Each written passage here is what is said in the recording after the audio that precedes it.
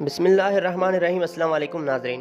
भारतीय लोग बिगड़ने लगे। वो लोग जो अक्सर मोदी का साथ देते थे या फिर मोदी को सपोर्ट करते थे, वो भी मोदी के खिलाफ उठ खड़े हो गए और एहतजाज करने लगे। लोगों का कहना है कि भारत को किसी दुश्मन की ज़रूरत नहीं, भारत की बर्बादी और तबाही के लिए मोदी काफ़ी है। जगह जगह मोदी के खिलाफ रैलियां निकाली जा रही है। लोगों का कहना है नेपाल में भारत की पसपाई हो या फिर चीनी फौज के हाथों भारतीय फौजियों की पिटाई, इन सब का जिम्मेदार लोग नरेंद्र मोदी और Indian chief of defence Bipin Rawat को समझते हैं। भारतीय लोगों का कहना है मोदी न सिर्फ भारत बल्कि पूरे खित्ते के लिए जंग का बायस बन सकता है। उनके अलावा मोदी के अक्सर हामी भी गम गुस्सा में मुब्तला है।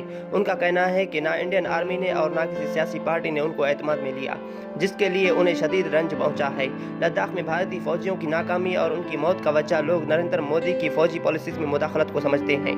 सोशल मीडिया पर लोग बीजेपी गवर्नमेंट को निशाना बना रहे हैं। कुछ लोग इंडियन आर्मी और उनकी पॉलिसीज का मजाक बना रहे हैं, जबकि कुछ लोग अपने गुस्से का इजहार कर रहे हैं। अक्सर भारतीय लोग नेपाल और चीन के साथ नाकामियों की वजह पाकिस्तान और ISI को समझते हैं, जबकि हाल ही में इंडिया ने LOC पर सीज फायर की खिलाफ वर्जी करते हुए 13 साल कश्मीरी बच्ची को शहीद किया, जिसके बाद ISI और पाक आर्मी को हाई अलर्ट जारी कर दिया गया और पाकिस्तानी कमांडोज के कुछ दस्ते भी LOC पर भेज दिए गए और बताया गया कि खुफिया तौर पर इंडिया के खिलाफ जंग कभी भी शुरू हो सकता है। तैयार रहे और पाक आर्मी पर यकीन रखे। पाक आर्मी किसी किस्म की भी सूरत हाल से निपटने की भरपूर सलाहियत रखती है।